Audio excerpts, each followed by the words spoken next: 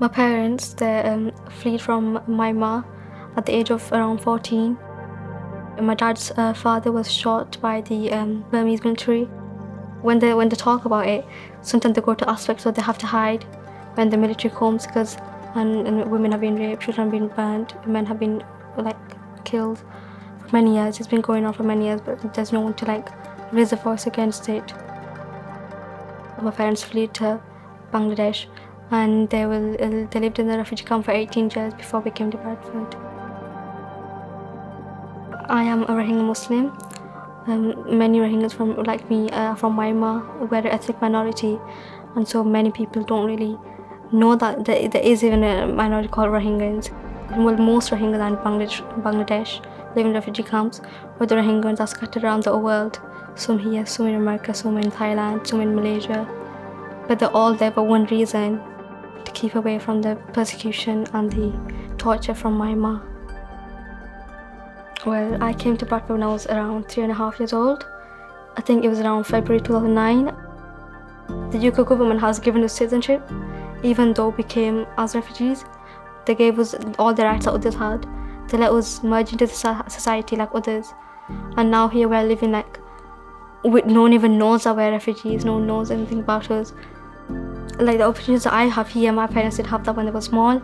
I can have a good education, free education. I can confidently say something that I want to become this, and I have hope that I will become that. But my parents, they always had a lack of hope. 3 years ago, when I visited the refugee camp, I was actually completely surprised, because when I found out that I was born there, I started comparing my life back here and there. It's not like a normal life how we would experience here. It's full of restrictions. They stripped them of their citizenship rights. They all live in that fear that the government will send them back to Burma. And now they're having fences built around the refugee camp. Earlier this year there was a fire at the camp where my relatives live. I saw how the houses were all broken down, and it's happened for them as if it's something really normal. They're all scared whether the fire is going to come from this side or that side. Yeah, I'm living here, but the effect I had on there affects me as well, because it's like my family members are going through the same that thing. Just because they're refugees in Bangladesh doesn't mean that they've been deprived of most rights. They're still humans. We're all humans. We come from the same root, but in Bangladesh, it's not like that. Neither is Burma. They don't think about the humans first. They think you're Rohingyan, I'm Burmese. There's no connections. If a person doesn't have any sort of trouble in their life, then they're unknown of those troubles. They don't know how people feel. But for a person who actually has gone through that life, when later on they have a reformed life like us, they'll take more use of it. Right now, the most important thing for me is my education. When I grow up, I want to be a barrister. If law's there, it protects you. And from my parents' background, where they're in Burma, the law was there, but for only for the rich, not for the poor. Every human being deserves the right to freedom. This allows them to make their own decisions. This allows them to go where they want without any restrictions. And freedom is something that if you have, it allows you to think more widely. It allows you to dream. It allows you to raise your hopes more.